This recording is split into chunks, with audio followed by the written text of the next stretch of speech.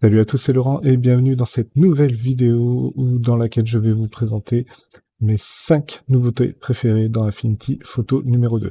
Première nouveauté, c'est le masque de teinte. Le masque de teinte, j'adore cette nouvelle fonction puisque elle va nous permettre de faire des effets plutôt intéressants comme avoir une photo en noir et blanc et conserver la couleur très facilement en tout juste 2 opérations. On va pouvoir faire ça. Donc du coup, je vais vous montrer ça tout de suite et vous voyez que sur l'interface, il n'y a pas grand-chose qui a changé, hein, à part un restylage des icônes comme dans Affinity Designer. Et en fait, ce qui change beaucoup, c'est quand on va en profondeur dans le logiciel, et ici notamment sur les masques de calque. Quand on clique sur l'icône masque de calque, maintenant on a plusieurs options, dont le masque de plage de teinte. Pour illustrer l'application de ce masque, je vais vous proposer de faire un petit exercice. On va passer cette photo-là en noir et blanc grâce à un calque de réglage noir et blanc. Donc on va sur les calques de réglage, on clique sur noir et blanc. Donc là on fait OK, on s'embête pas. Et ensuite on garde bien ce calque de sélectionné et là on vient appliquer notre masque sur le calque. Et donc là on va choisir le masque de plage de teinte. Donc vous voyez que dès qu'on a appliqué le masque, on a cette roue de couleur qui apparaît. Et donc en fait, pour pouvoir conserver que le rouge de cette photo, on va venir cliquer sur le preview.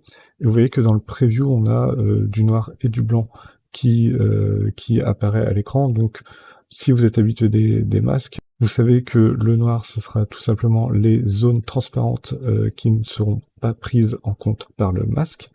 Et donc du coup ça va faire apparaître de la couleur, et tandis que les zones blanches, ce seront les zones qui seront masquées, et donc on va voir le calque de réglage qui sera en dessous.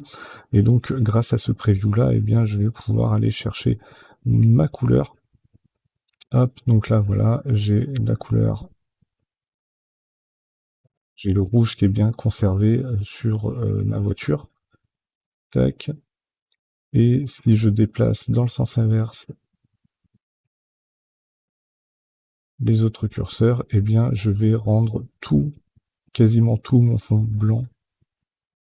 Et comme ça, je vais pouvoir avoir un effet noir et blanc qui va se créer. Hop, voilà. Donc là, on est pas mal. Je peux enlever le preview et là, vous voyez que, mis à part quelques éléments comme ici, eh bien, j'ai quand même un résultat qui est plutôt correct. Deuxième chose que j'apprécie réellement sur la nouvelle version d'Affinity Photo, c'est le fait que de pouvoir conserver un historique des brushes qu'on utilise. Donc là, par exemple, je vais me mettre sur le calque de réglage noir et blanc, qui peut être aussi utilisé en tant que masque. Et je viens donc utiliser un pinceau, donc une brush, et je viens tout simplement créer un petit effet de projection sur ce calque-là. Donc je sélectionne bien le calque, je me mets en noir, et là, vous voyez que je viens colorer dessus avec ma brush. Voilà.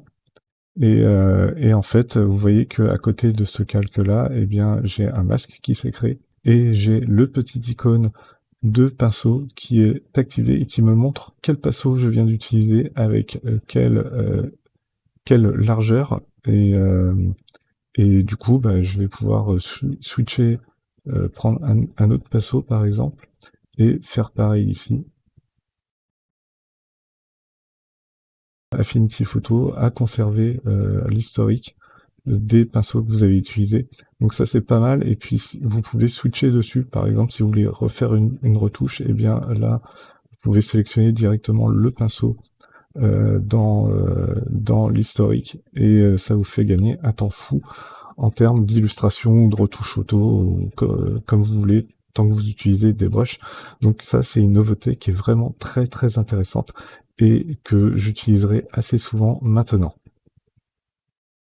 Troisième nouveauté que j'apprécie beaucoup dans Affinity Photo version 2, ce sont les masques composés. Et pour vous illustrer ce que sont les masques composés, eh bien, je vais tout simplement venir tracer quelques formes de cœur, hop, de rond, d'ellipse, allez, hop, et une étoile.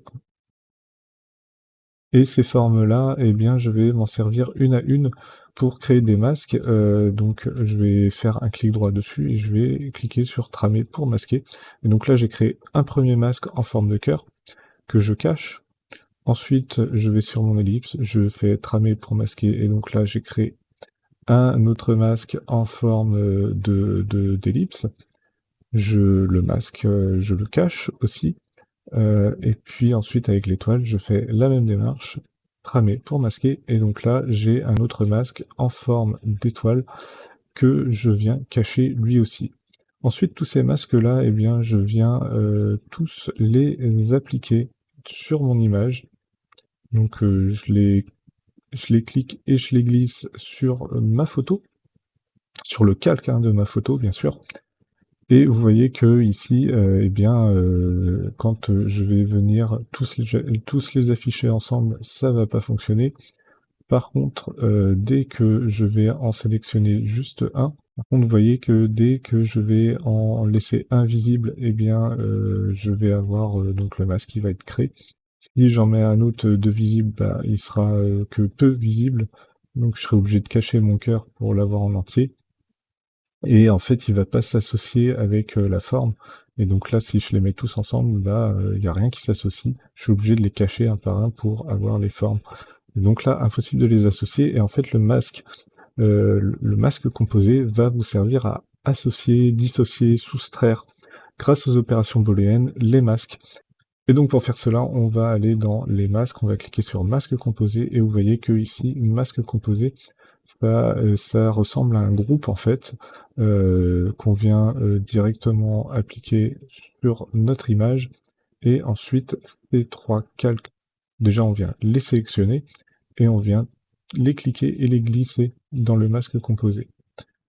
Et là, en fait, vous voyez que j'ai un calque qui est visible, que je ne peux pas modifier. Et ici, vous voyez qu'il y a marqué addition avec un petit icône d'addition. Eh bien, je peux aussi mettre soustraction, je peux aussi mettre intersection. Eh bien, en fait, le masque qui va être en addition ou en soustraction, il va venir interagir avec le masque avec lequel il est en contact. J'espère que vous m'avez bien compris, c'était assez compliqué à prononcer, mais du coup, vous voyez que ça vous donne ce genre d'effet et bah, je peux du coup associer tous mes masques ensemble, par exemple. Je peux aussi les soustraire, donc là, par exemple, si je veux couper mon cœur, eh bien, je déplace mon rond et puis je peux le couper. Donc c'est vraiment tip top. Je pourrais même faire des petits effets, hein, vous voyez, un petit effet de croquage dans le cœur. Hop. Donc là, on peut vraiment s'amuser avec ça. On peut dupliquer nos calques. Vous voyez que l'opération booléenne est conservée. Donc c'est vraiment très intéressant comme fonction à utiliser. Et je trouve ça vraiment pas mal.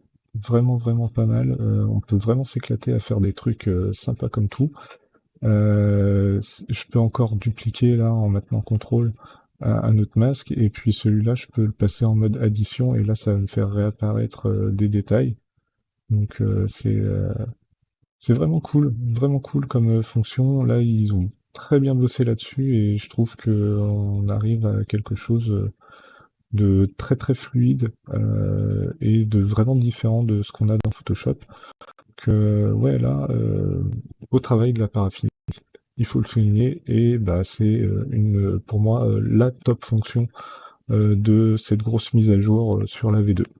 La quatrième nouveauté que je kiffe dans Affinity Photo V2, c'est tout simplement le menu sélectionné en soi qui a été complètement étoffé puisque maintenant, au lieu de sélectionner tout désélectionner, on peut aussi sélectionner le calque suivant, le calque précédent, le calque parent, le calque supérieur, le calque inférieur, donc ça c'est vraiment pas mal. On a beaucoup plus d'options pour les sélections et vous voyez qu'on a un petit raccourci qui existe, CTRL, ALT, crochet ouvert ou crochet fermé. Et puis bah, quand on teste cette fonction-là, eh bien ça nous permet directement de switcher. Donc là vous voyez dans mon panneau de calque, eh bien je switch de calque en calque, juste avec le raccourci de maintenu. Donc ça, c'est vraiment très intéressant, très très pratique. Voilà, je peux aller en haut, en bas, et changer de calque très facilement. Donc très bien d'avoir ça parce que c'est hyper pratique. Je pense surtout aux illustrateurs qui ont des tonnes de calques dans leur composition graphique, et donc là vous allez pouvoir switcher très facilement de calque sans vous poser de questions. Cinquième et dernière fonction qui est ma fonction coup de cœur dans les nouveautés Affinity Photo V2, c'est le filtre de grille déformante qui va vous permettre tout simplement de créer des mock-ups, de créer pas mal de choses. Et là, je vais vous montrer l'exemple pour faire un mock-up de livre. Ça, vous allez voir, c'est très rapide. Je vais tout d'abord importer un nouveau fichier dans Affinity Photo. Ça va être un fichier Affinity Designer. Donc je vais prendre ma mise en page Affinity Designer. Je la clique, je la glisse. Hop, pour la mettre à peu près au niveau, pour la mettre à la taille que je souhaite. Et ensuite, je viens choisir le filtre de grille déformante. Et c'est un filtre qui manquait cruellement pour à Affinity Photo pour qu'il soit au niveau de Photoshop. Et encore, on pourrait encore rajouter plein de choses. Mais celle-ci, heureusement qu'ils l'ont ajouté. Il était temps de l'ajouter. Je pense que la V1 a dû faire au moins 10 ans. Et bah là, c'est pas trop tôt. On a enfin ça. Et vous voyez que avec la grille déformante, eh bien, je peux venir déformer un document Affinity Designer qui est tracé en vectoriel, et je peux tout simplement venir le déformer pour qu'il prenne la forme de la page du livre.